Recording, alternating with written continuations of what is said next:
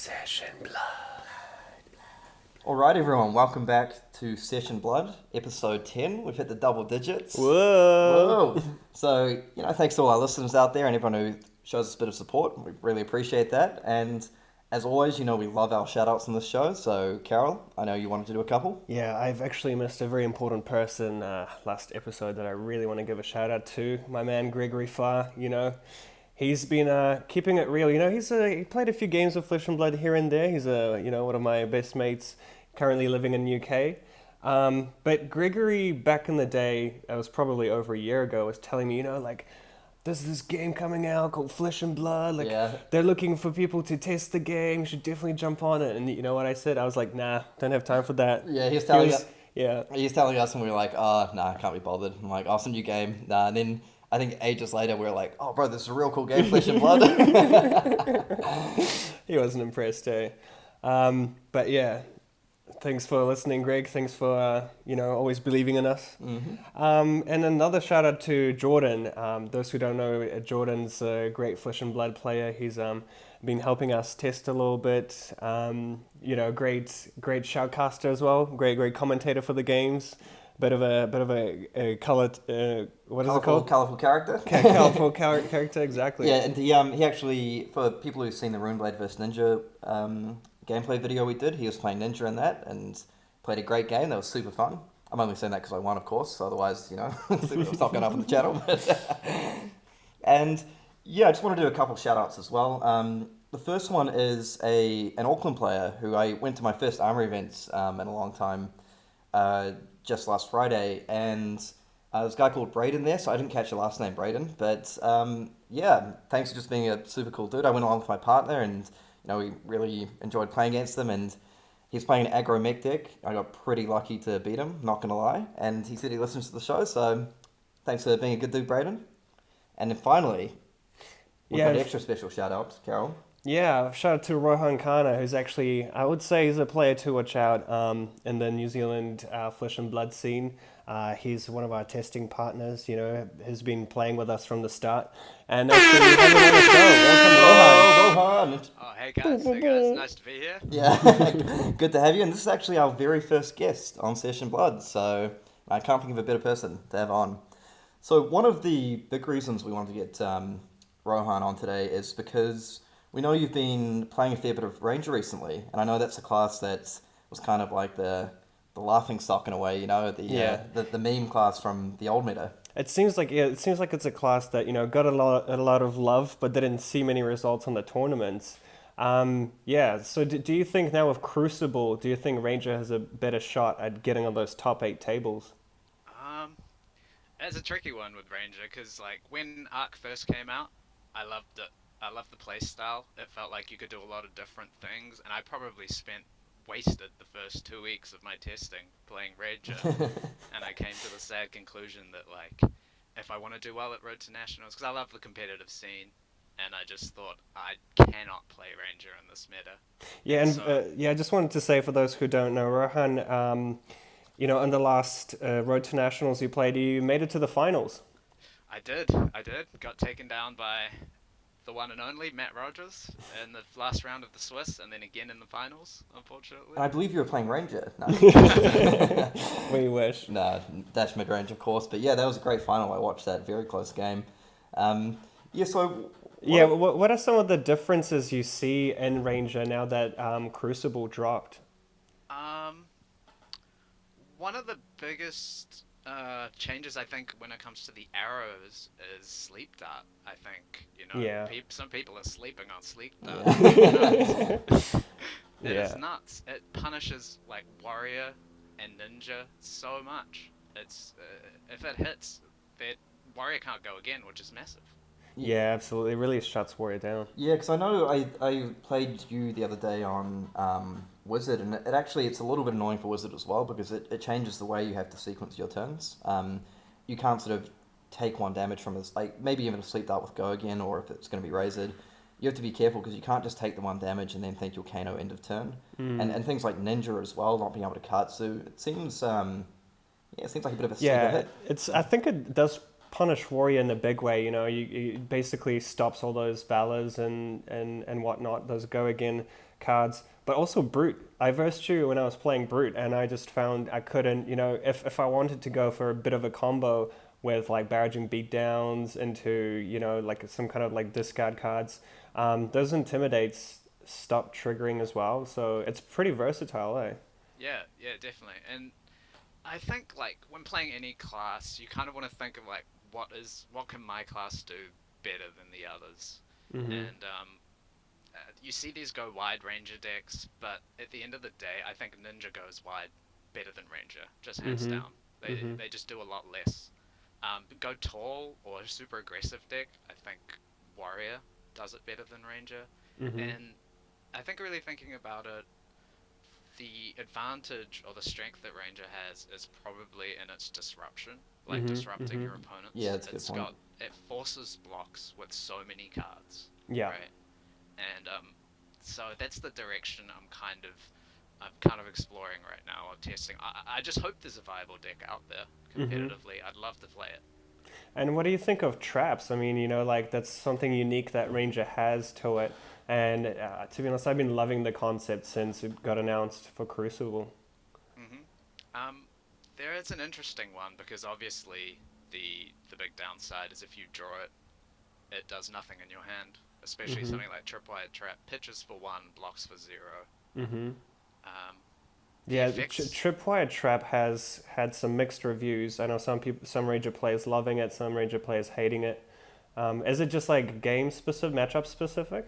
Yeah, definitely matchup specific. So I think decks that like to really live on the edge with their resources, Tripwire Trap can be really, really good. So against someone like, I think Ninja, if you can Tripwire Trap one of their attacks, their Katsu on hit won't work, their Gust Wave card draw won't work, Mm-hmm. and if they pay the resource, there's a chance they can't do that anyway. Yeah.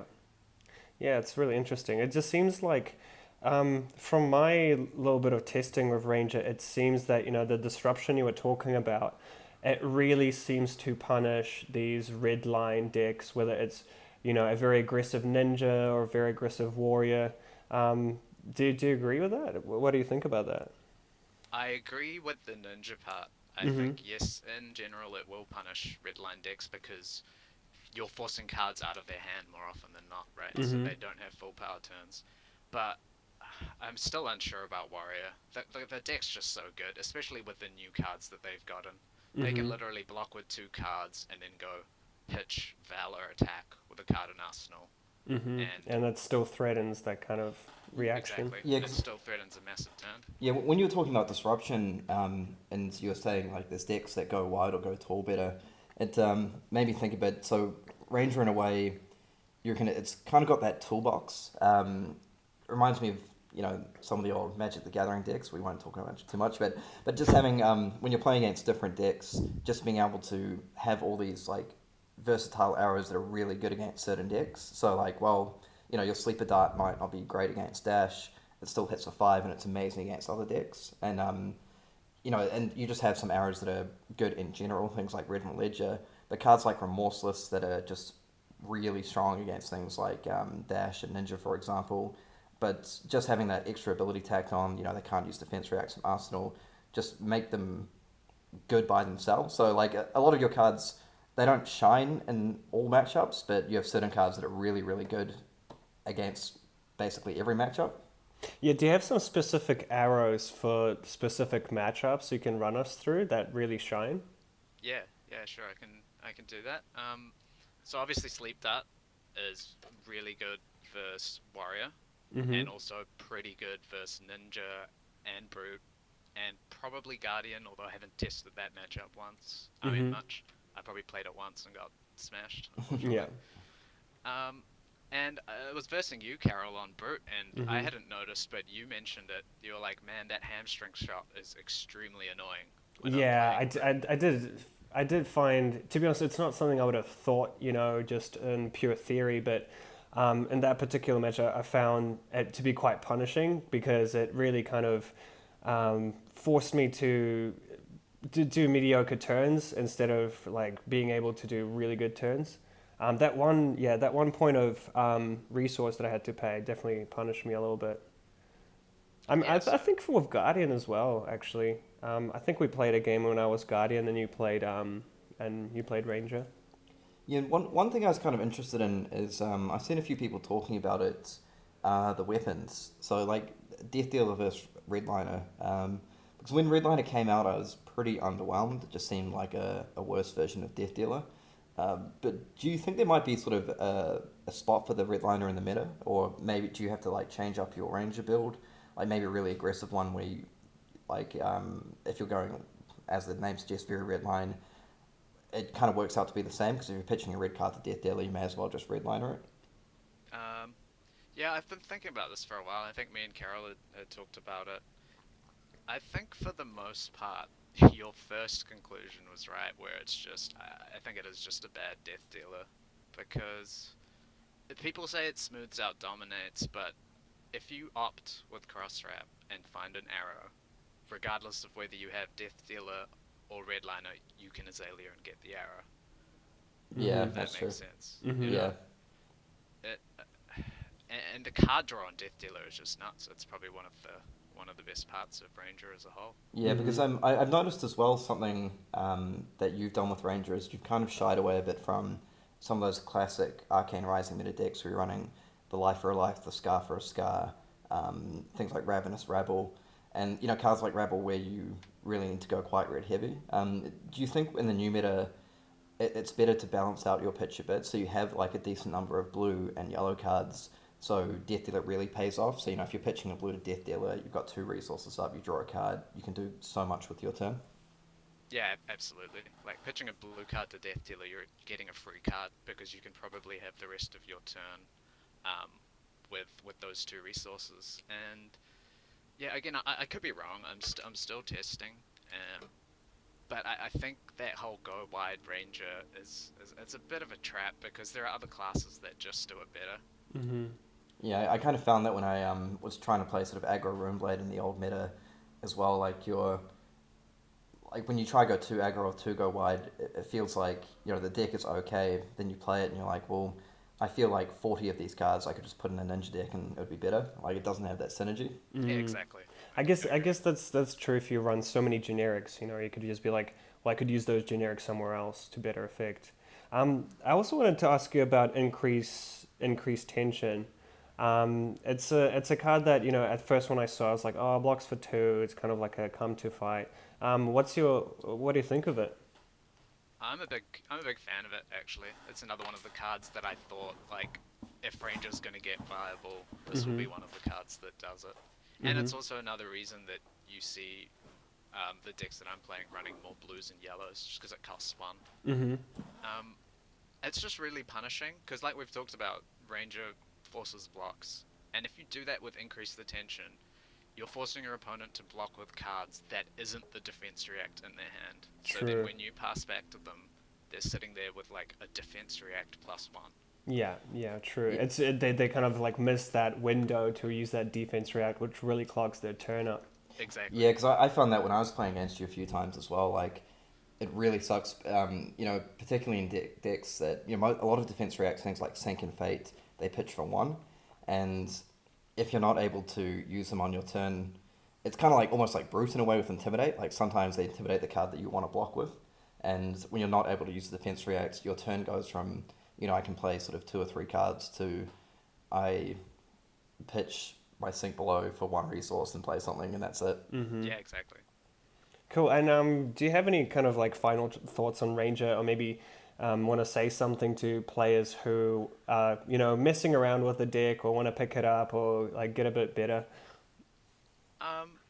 Yeah, so I've still obviously I don't think I've found the optimal list yet. I'm hoping it's out there. I'm hoping there's not 2 seasons in a row where it's just one of those unplayable decks, which would be sad because it would be, I think, the only class this season. I don't think it is. I think there's a deck out there. And I'd just like to say that it is a lot harder, I think, both in playing and figuring out the build, because there are so many directions you can take it.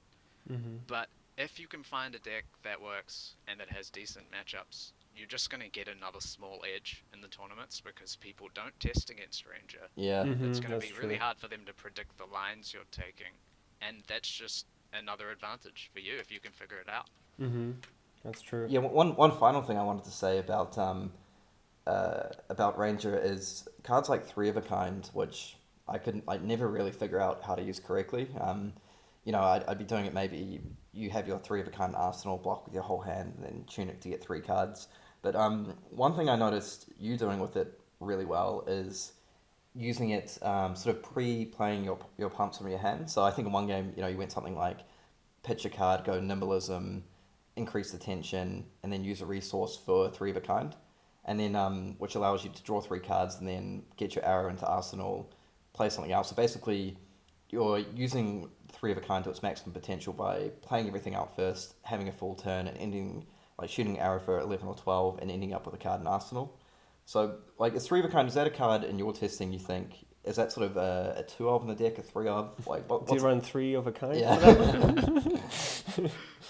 Yeah, I've only recently sort of figured that out. You can just pre-pump and then draw it. Obviously, sometimes doesn't work out. I've had turns versus both you guys where I'll pre-pump 3 of a kind and pass. Yeah. Yeah.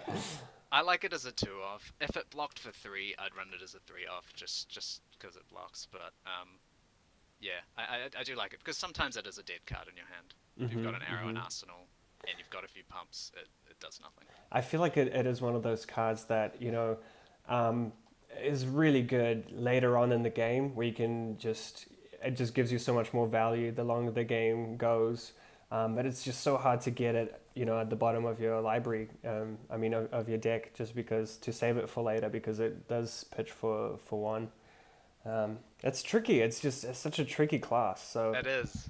That's what I like about it as well. That's why I'm drawn to it. Like, I really want to figure it out, find the optimal deck and see how it goes. Yeah, Hopefully it works out. stuff like Feign Death, Perch Grapplers, lots of little combos and evasion you can use.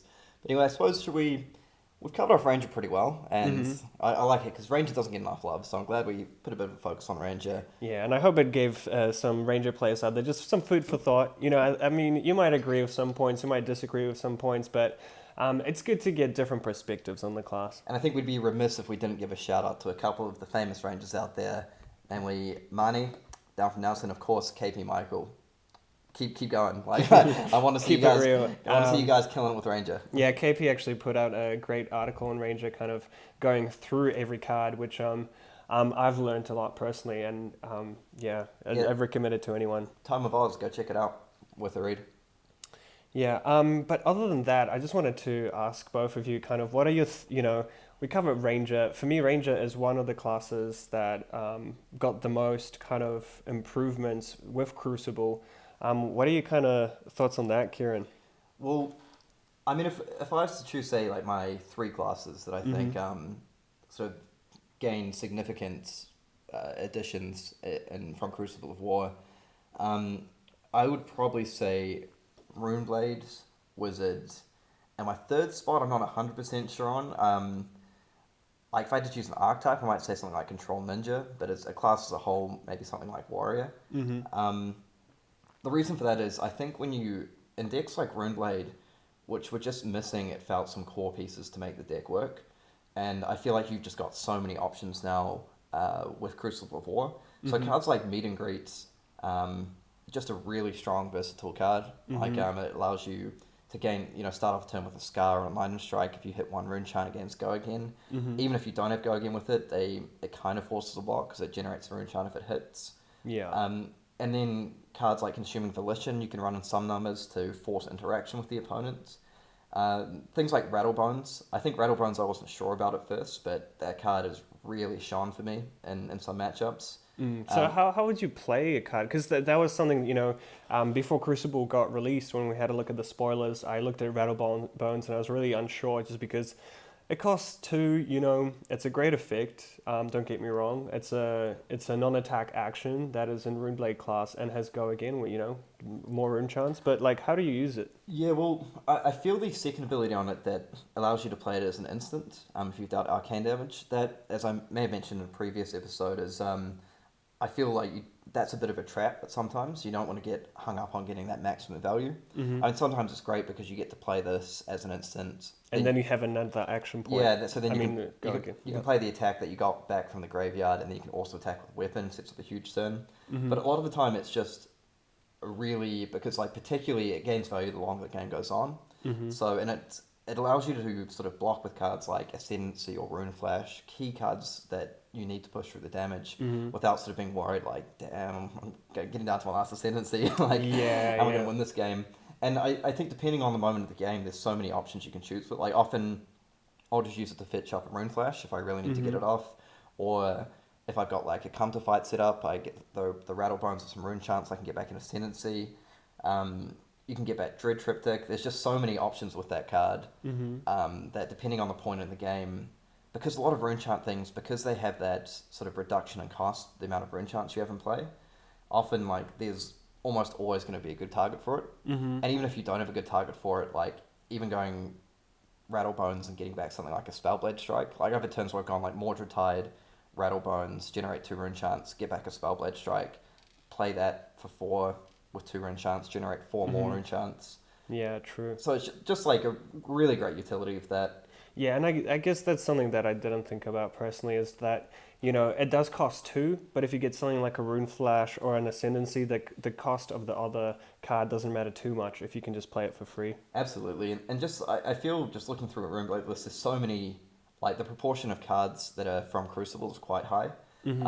And I think, and obviously there's the new Fabled Arknight Shard. I rate that very highly. I think there's some people out there who don't think it's an auto-include, but I would have to strongly disagree. It's so good. Right? Like, it just seems amazing. It's Like, just nuts in Runeblade. it's just a blue card that generates a rune chart. It's, yeah, like, what more can you say? Like, and again, just one of those turn 1 turns where you can pitch your grass, generate 2 rune chants, Mhm. just get that early advantage. Yeah, I feel like it's for me, it's a card that pushes Runeblade over the edge in terms of power spike. I think. Yeah, and then just the blues, like you have cards like Mulverian Skies, which I really like playing in the blue slot just to give something go again. Like you don't really care if it creates a rune chant, but being able to give something like a Spellblade Strike go again, then attack with your weapon, makes good turns out of nothing. And of course Dread Triptych, which I know someone asked about on the fan page recently about what people thought about this. Yeah. Like I mentioned in my comment there, its power comes from it's a pitch card, but it's also so good. Like, I mean, you won't offer, it's a bit of a situational card, but if you can sort of get at least the second ability, so if you've dealt Arcane damage, generating a rune chant off that, the fact that you can play a spell, play Dread Triptych, get automatically at least 2 rune chants, potentially 3 if they don't block, just really good. Yeah, definitely. And the final thing I want to mention is Gorganian Tome. I think I quite like that because it can trigger both Viserai for rune chants, but also Nebula Blade. So it's kind of got that 2-in-1. You look at it be like it doesn't pitch, it just replaces itself, but it replaces itself while triggering 2 strong abilities for your hero. And I feel like people aren't really running like the Gorganian Tome against you in Runeblade as well. Like maybe if that would be more of a question. Yeah, and from my perspective, like the way to judge a class is to how it performs versus some of the more played classes. And I think from my perspective, I saw Runeblade struggle versus Ninja and Warrior in the previous set. Do you think that's changed? I think I personally I felt my game against Ninja in the old set was decent, but that's kind of the way I built the deck with Warrior and Ninja in mind. I think with Crucible now, I feel your game against Ninja is still pretty good. I like running the 6 reduced to rune chants, the red and yellows, and some number of sinks, 2 to 3.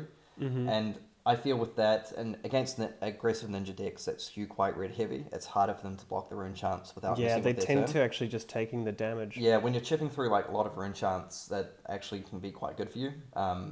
You can kind of just wait for your window to get off a huge attack.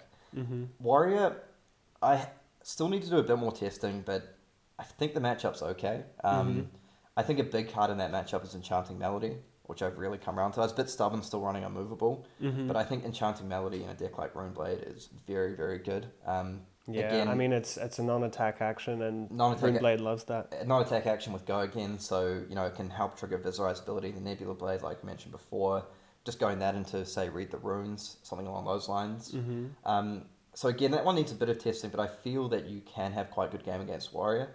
Mm-hmm. The decks that I'm still concerned about, which I need to test against more, are things like Dash and Guardian, Mm-hmm. and I suppose Brute as well. Basically, those decks that can afford to easily block all your rune chants each time, Mm-hmm. because you take a bit of damage to set up these big turns, and if they blank those by getting rid of all your rune chants, you can find yourself running out of cards to win the game. Mm-hmm. So I think for the Runeblade players out there, one strategy you might want to sort of have a go with against that is trying to be very efficient with your rune chant damage. Mm-hmm. So rather than trying to build up, like, 3 is kind of the number to avoid. You don't want to be attacking with 3 rune chants and let them pitch a blue and get full value there. Mm-hmm. If I you- guess, yeah, the chipping away for 1 or 2 damage is quite nice, or like 4, because it puts the opponent into really tricky situations where they don't want to lose 1 card just to prevent 1 damage, right? Yeah, exactly. And particularly with cards like Consuming Volition, Meet and Greet, and Dread Triptych, which require you to have dealt arcane damage to trigger.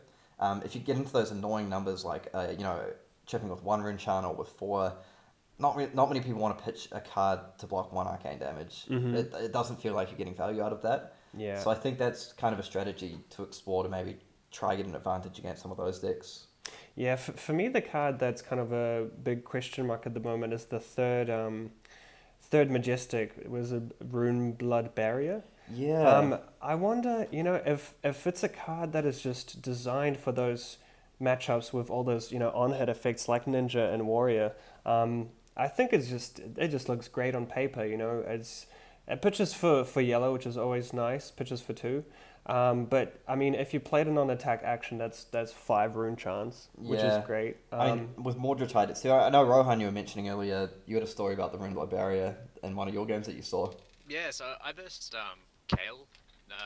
He does lore videos on YouTube, and Mhm. he was the guy who did the spoiler for Sutcliffe's research notes. Shout out to Kale. That's Kale with a K for some viewers who might be mixing up with the New Zealand player Kale. So just to let everyone know. But yep. Yeah, and so what he did against me, he went lead the charge, Mordred Tide, Rune Blood Barrier, which I think makes him 8 rune chance in total, and Mhm. straight into an Ascendancy, which Yeah. was a nutty turn, Yeah, that's crazy. And that's great because if the Ascendancy, that's generating rune chance on the Mordred Tide from Viserai's ability, so it gets 2. And if it hits, it's just making your Rune Blood Barrier good for next turn as well. So, Mhm. yeah. And I think I'm still trying to find the right spot for that because something that makes 4 rune chance, it does annoy me that it blocks for 2. Yeah, I feel like that's the key thing about it. If you're already too far behind, sometimes you want to play this card, but it costs 3 and only blocks for 2, which makes it a little bit tricky sometimes. Yeah, I guess one thing in the meta, we haven't seen a whole lot of Wizard, but I had to go back and read that card, and it can actually block arcane damage as well. Mm-hmm. So things that can block multiple sources of damage can be quite strong. So, if you're struggling with Wizard as Runeblade and you've got your Enchanting Melodies and your Runeblood Barriers, that may help you. Yeah, and one thing I just want to add there is like having played against Runeblood Barrier, it put me in a really tough spot. So they had Runeblood Barrier out, 7 rune chance, my turn. I'm attacking, and it felt like they had so much of like the power on the direction the game goes. It's like, do they block and have a massive turn with their rune chance, or if their hand's a bit more clunky, they can blank my whole attack with the rune chance. And it's a lot of flexibility, I feel. Yeah, and it goes back to something, if they have 7 rune chance and they have a really gas hand, they could potentially just blank one of your attacks, drop down to 1, and then do what we talked about, kind of go into like a meet and greet, a very aggressive hand. So there is a lot of flexibility there. Yeah, and against decks like Warrior as well, Warrior even Guardian with big dominate attack. Like if you don't have a great hand, you can just block out with your full hand. But if you do need those rune chants, you can think, well, rather than having them just pitch away a couple of blue cards and blanking all of these, I can take a full turn off by using 1 card and just blocking like tons of your damage. Yeah. And it's something that I think it's, it kind of like screams or like 1 turn kill Runeblade to me as well. There's some, I definitely want to see maybe in the next roads or in some tournaments, some players try out the 1 turn kill Runeblade again. It's always a fun game to watch. Yeah, no, definitely. So yeah, Runeblade, it's definitely a class to keep an eye on. I'm keen to hear people's thoughts on Runeblood Barrier because I feel that's a card I sort of dismissed a bit too easily, but when you go back and look at it, it feels like it can be very powerful. And I think what Rohan mentioned is a really good point.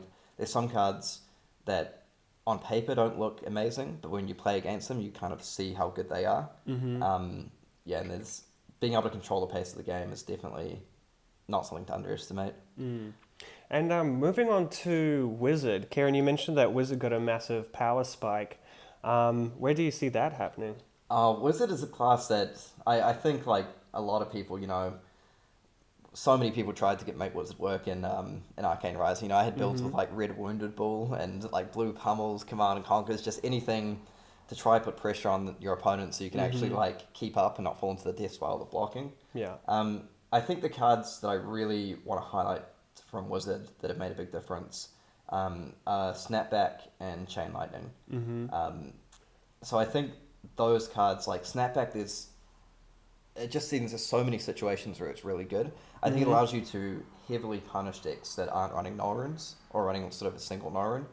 Yeah, absolutely. I feel like it's one of those cards that before, even decks that didn't run prayers or null runes, they could still race you just because of the turns that Wizard had. You really had to time chipping away that damage and blocking with the rest. Whereas now it's just kind of, I feel like Wizard is a lot smoother in that, like, consistently being able to churn out decent damage. Yeah, because cards like Aether Flare, I feel, have got a pretty decent buff because of things like Snapback. I mean, against a deck without null runes, you can pitch a blue card, use your Crucible, play Aether Flare for 4, and then follow that up with a Snapback for 7, I believe. So that's an 11 damage combo using 2 cards. I suppose 3 if you can't pitch.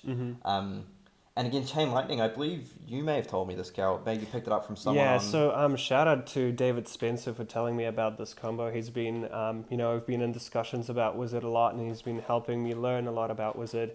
So yeah, when you Chain Lightning, it looks for whether you've played another Wizard non-attack action card. But because it lets Snapback be cast as an instant, so you could play Chain Lightning, and then play Snapback before the Chain Lightning resolves. So it does get all the bonuses. So you can, deal the 3 damage with Snapback, Chain Lightning does 3 damage, and then you can cast another Wizard spell. So shout out to David for showing me that. Yeah, that's really cool, because just to run through that again as well for people. So basically Chain Lightning, Snapback checks to see if you've played another Wizard non-attack action, not if it's actually resolved and onto the Chain Link. So just to get a bit technical, that's why this works, because you play your Chain Lightning, and then you get the Snapback before it resolves, and then Chain Lightning sees that Snapback's happened, and again that's 7 damage. Or if you pitch a blue, that's 7 damage with Crucible with a 2-card combo, and things like Chain Lightning. And then you can just Blazing Aether. Yeah, and the cards like of course, and because of that Chain Lightning, you can still then play another action. Yeah. Which is actually the kind of real strength of that combo. Absolutely, yeah. So you go Chain Lightning, Snapback, Blazing Aether, suddenly you've dealt 14 damage. Yeah, and the same combo happens with Gaze the Ages. So you could play the Gaze, then Snapback, and then get the Gaze back. That's actually one I, having played Wizard, totally missed. So there we go, we're all learning today. Yeah, there's something that I've learned about Gaze is it's power when you play Kano, right? So when you use Kano's ability and you get Gaze on top, you have that ability to cast something, then play Gaze, opt. So can you run me through that? Yeah, because the thing about Gaze, which I really like, is it's almost like another version of Eye in the deck, Eye of Ophidia in a way. One thing to not get caught out by is if you just pitch the Kano and play the Gaze, which I've done before, it doesn't come back to your hand. Like you do need to have played another Wizard spell or non-attack action. So it's really great because you can do it with things like, say, like you tone with the Aetherwind and draw 2 cards, and then if you Kano reveal Gaze, you play the Gaze, you get to opt 2, and it comes back to your hand. Yeah, so it's basically like a free opt. Yeah, you've got to opt 2 for free, and it comes back, and you just continue on with your combo. And I actually missed the one with Snapback, but that's actually another great use of it. So it turns on Snapback and comes back to your hand, you can just Kano away. I feel cards like Chain Lightning and Gaze the Ages, it just really added to your ability to sort of go off with your Kano hero ability. Mm-hmm. Because previously where, you could maybe like hit a certain card and, you hit an Aether Spindle and it's great, you get through the 4 damage and opt. Mm-hmm. But I think it's really cool when you play something like you Kano, get the Chain Lightning, and then you can sort of, ideally you've played a spell first, but you play a spell, you Kano, get Chain Lightning. Chain Lightning goes off with damage, and then you can play another non-attack action from your hand. Mm-hmm. So it gives you a way to sort of get off that Blazing Aether from hand or arsenal. Mm-hmm.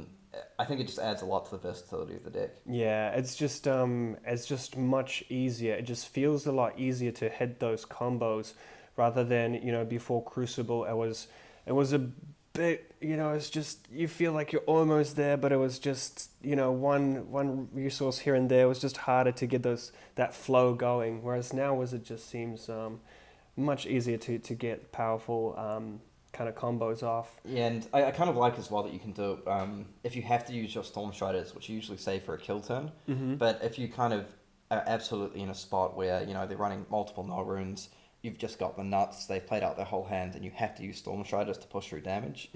Often that kind of felt like you did that, and then you're just totally relying on hitting multiple Kano spells off the top of your deck. Yeah. Whereas with Chain Lightning now, you're still hoping to hit the chain, but if you hit Chain Lightning, being able to play another spell from hand, so you sort of get 2 spells for the price of 1 Kano activation. Oh, true, yeah.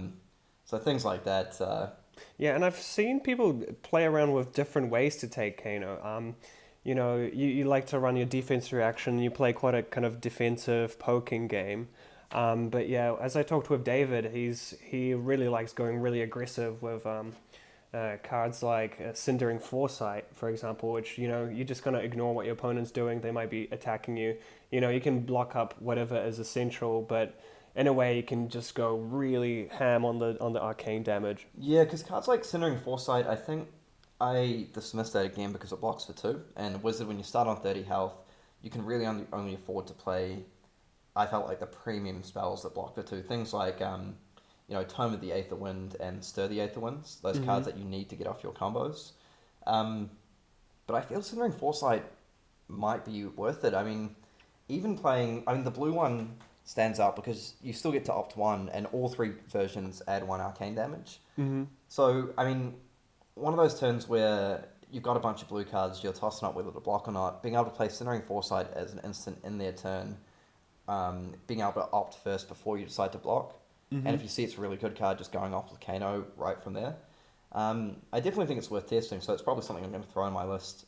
Another one I missed was Gorganian Tome, which we mentioned in Runeblade, because it allows you to do those turns where you Kano in your turn, flip over the Tome, play it, and it's got go again, so you draw a card, and then you end up with 2 action points. So another great way to set up a bit of a spell combo. Yeah, so we'll see. And I suppose the final thing I'll say on Wizard before we move on, don't want to dominate with too much Wizard, but I'm liking a version trying out 3 Tome of the Aether ones at the moment. Just because I feel like a lot of the time you just want to draw 2 cards with it, but often with things like Snapback, I quite like the fact that you can, if you need to get damage through, particularly against lower null rune decks, you can just go Tome of the Aether one for +2 damage, and then just pitch a card Crucible and Snapback for 6.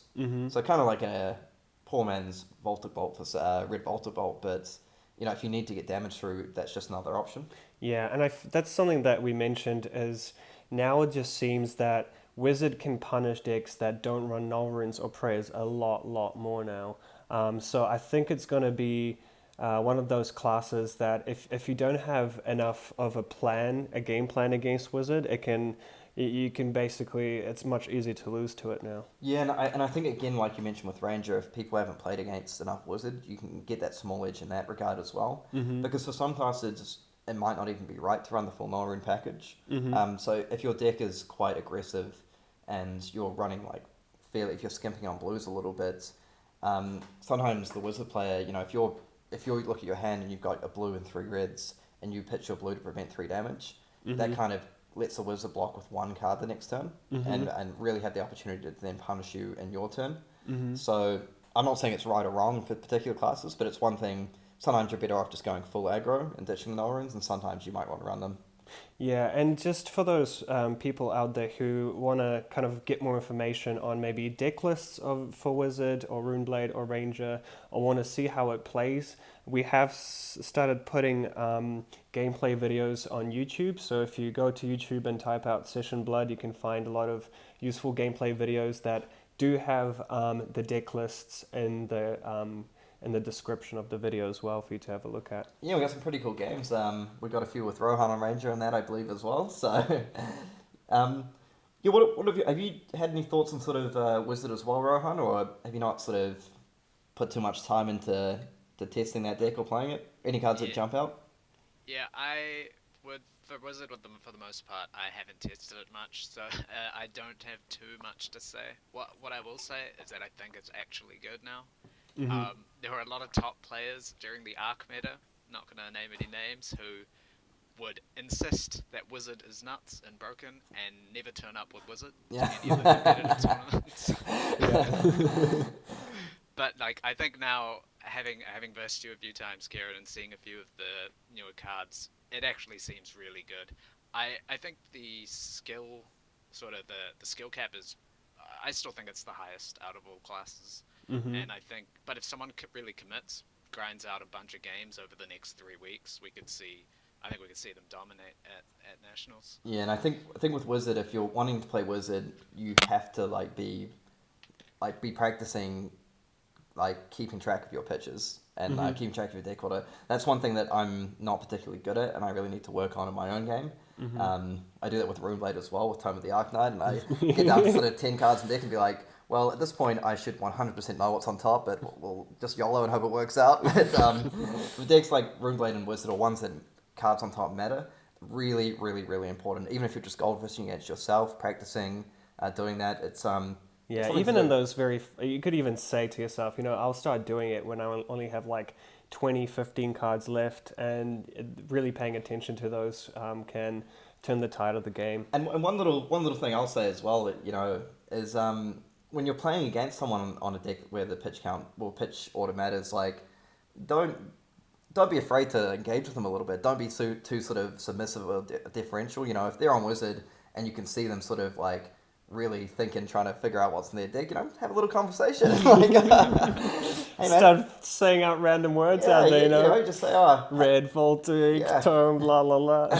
How's your day? Chain lightning. I have a video. Aether flare. Don't be giving up free advantages. But anyway, we'll move along from Wizard, as much like it. Now, Carol, or even Rohan, did we ask you what your classes were, or was it just me talking before? For me, the three classes are, number one is Runeblade. I feel like Runeblade got the biggest buff, and I think we're going to see a lot more Runeblade being played. You're just copying me. But... number two for me is, it's probably Ranger, actually. I think Ranger just has a lot more of the disruption that Rohan was talking about that makes the class more unique, in my opinion. Cards like arrows like Remorseless, Sleep Dart, and even Increased Tension, all those cards that just do so much, and even the traps. But my third one is Warrior. I think Warrior got a really decent buff. I think the draws are smoothed out a lot for the class. I think cards like Out for Blood. My MVP for Warrior is probably Hit and Run. I think that card is it's a great addition, especially in the blue slot. It's just basically another glint. But yeah, Spoils of War. That guaranteed go again for one resource so good, right? is insane. It's just basically like having 12 warrior valors. And the fourth one is Out for Blood. I think that card's great. I think I did underestimate Dauntless a little bit. I did get owned by it a few times, and I'm just like, maybe it is pretty good. But yeah, I think we're going to see a lot of Warrior as well.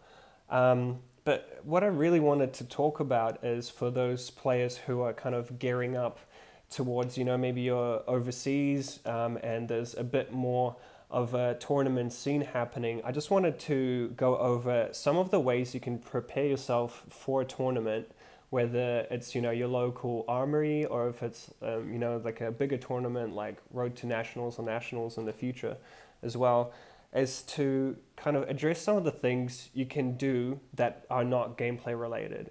So, for example, I've seen a lot of players, you know, turning up to the tournaments and they just you know, have the matchups worked out, everything's ready, but they haven't thought about, you know, what am I going to eat for lunch? Or did I bring enough water?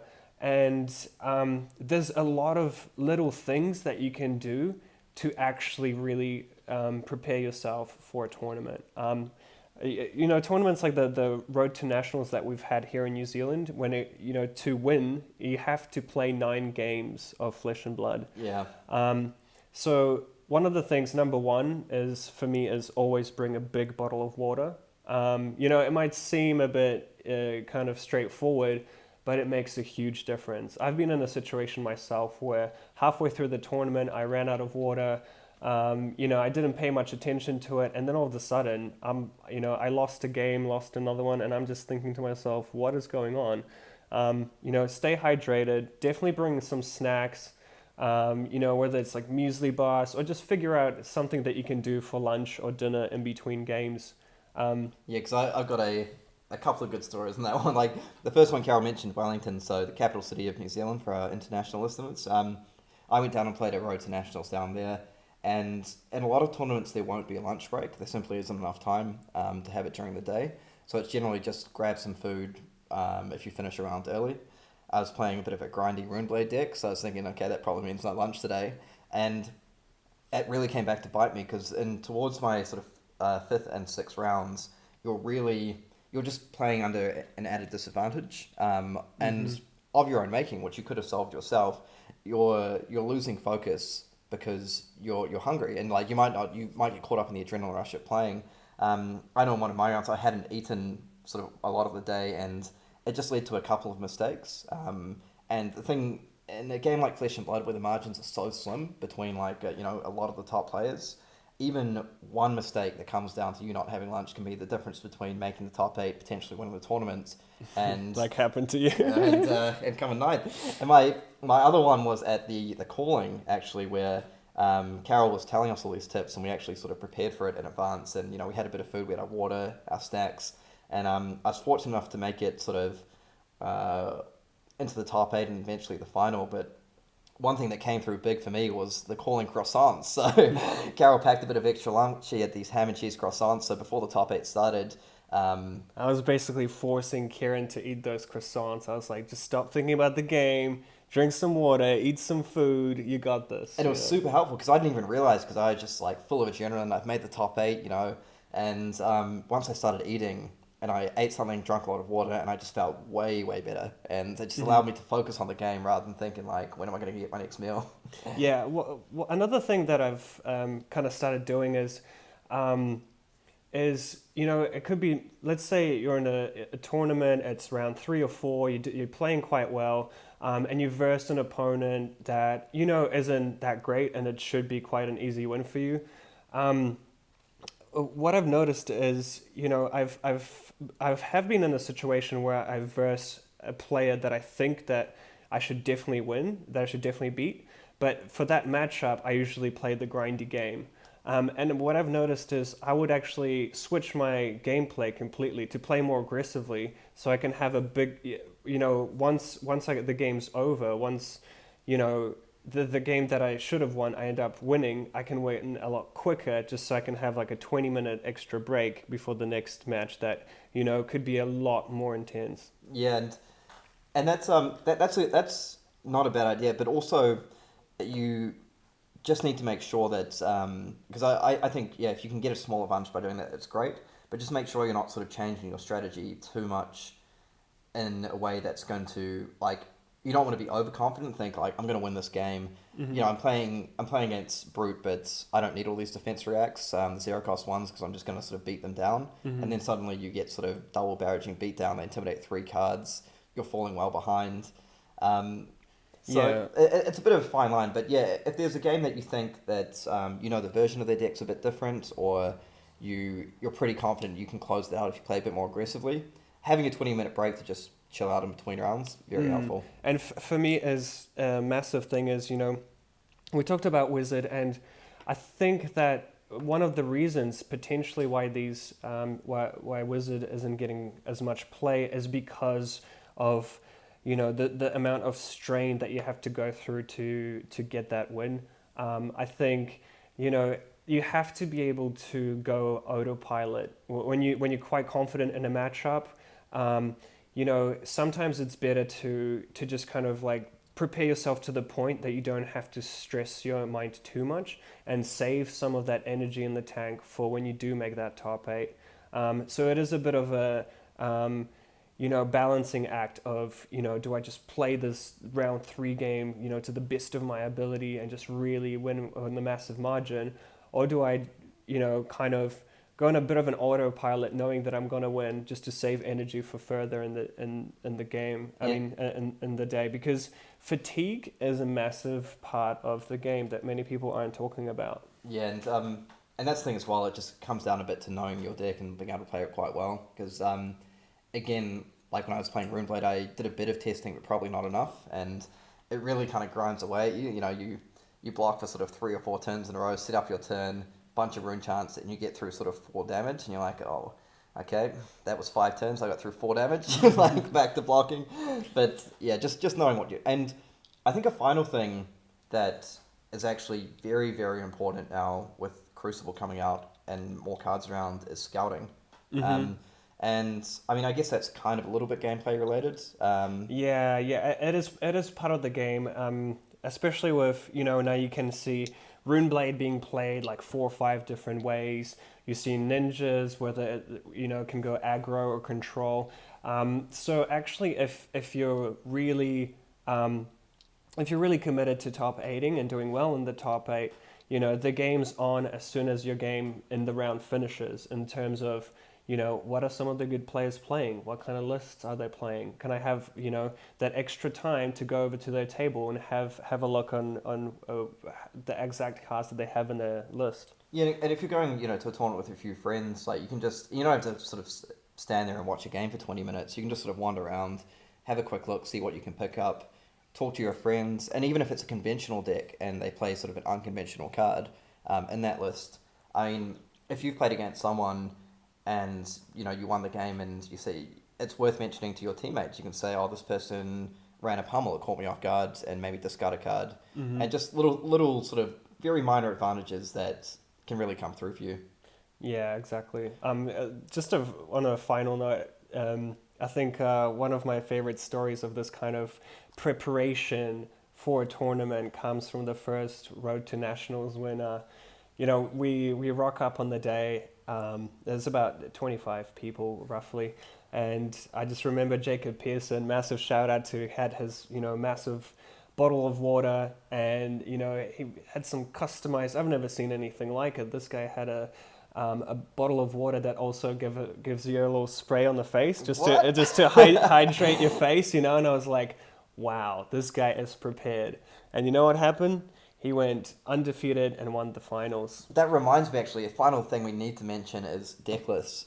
Make sure you have your deck list done in advance. Double and triple check it. I mean, there's multiple things you can do to print it off. I think FabDB does it. But even if you use a website to the generated deck list, just make sure you double check it against your deck. Don't just say, I printed off, it's all good. Because there's always human error. There can be coding errors, things like that.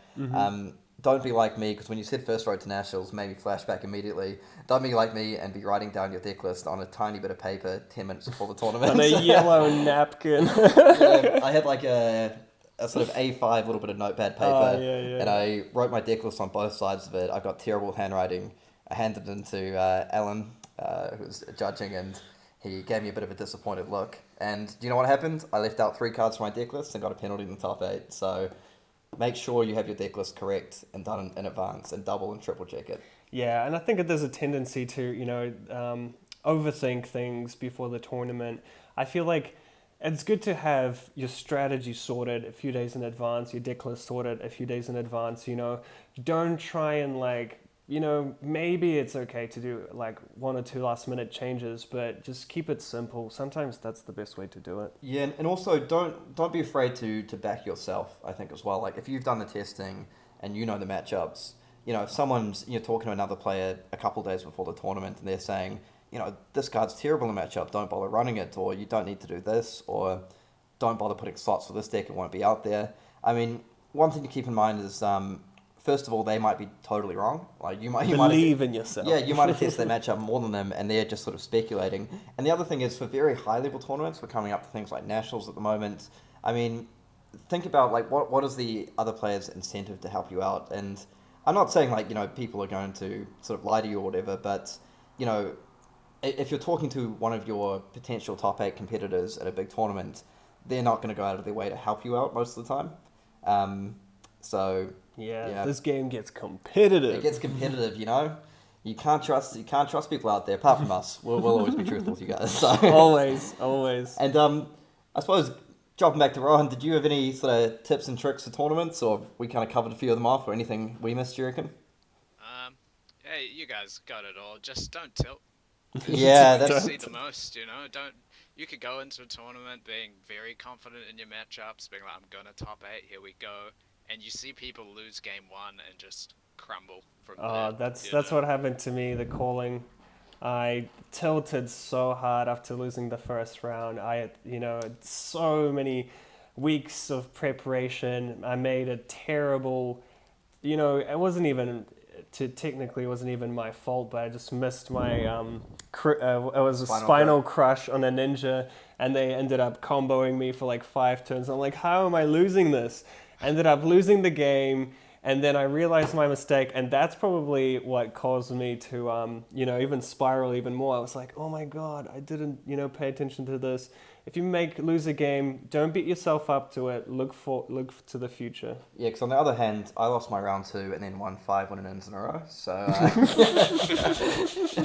you just want to be more of a Kieran than a Carol with these tournaments. No, you are very level-headed at tournaments. I gotta give you that. People tell me I look very stressed during tournaments, and it's true. You go into robot Kieran mode. Yeah. So yeah, just even if you can only afford to drop one game, like. If you lose your first or second round, just think you can still win out from there. So, And if you're losing a game, don't be giving away little hints to your opponent. Like you might draw, like you might sort of finally regain the tempo against the deck you've been blocking for ages, and then you draw 4 red cards and you can't do anything with your turn, or 4 blue cards. Like, don't sort of draw your hand and go, a big defeated side. Like, don't give away any information. Same thing for Wizard. If you pitch a card to Kano ability and you see a defense react on top. Have a look at it. You should be sitting there thinking, do I really want to cast like, it's their turn. You look at the top card, you sort of say, thinking, check your opponent, excuse me, how many resources up? Thank you. And it actually does stack up. It does add up. Yeah, and like, someone, Kale McCreath, shout out, top Guardian player, one of the best Guardians in New Zealand. I feel he's not too bad at bluffing sometimes, Fake out that lunging press, fake out that pummel, put the fear into them. Yeah, absolutely. But yeah, I think that pretty much brings us to the end of today's episode. A bit of a longer one. But yeah, I just really hope that those of you who are playing around with Runeblade, Ranger, and Wizard got us some information on what to try out, and like a little bit of combos, or cards that work really well against some classes. Just to kind of tighten up your list a little bit. Yeah, and big shout out and thanks to Rohan for joining us today, giving us some of your insights. Our first guest on the show. Yeah. No problem, guys. Thanks for having me. He set the bar very high for any future guests. So. Better watch out. Yeah. Actually, one final shout out to Chris Bewley, who's recently went to Korea and is now coming back. But Chris runs a great YouTube channel called 7 Days of Flesh and Blood. Yeah, absolutely. And there are some great interviews there. So if you want to, he really gets into the mind of some of the top players in the world. He even did an interview with James White, the creator of the game. Yeah, so there's some really cool interviews there. Definitely recommend checking out that. It's a great blend of sort of humor and actual sort of serious questions with players. So 100% definitely a good YouTube channel to check out. But yeah, anyway, thanks for tuning in, everyone. And like we mentioned before, if you want some help with gameplay, deck lists, feel free to check out our YouTube channel. Otherwise, we'll see you next week. See ya. Session Blood.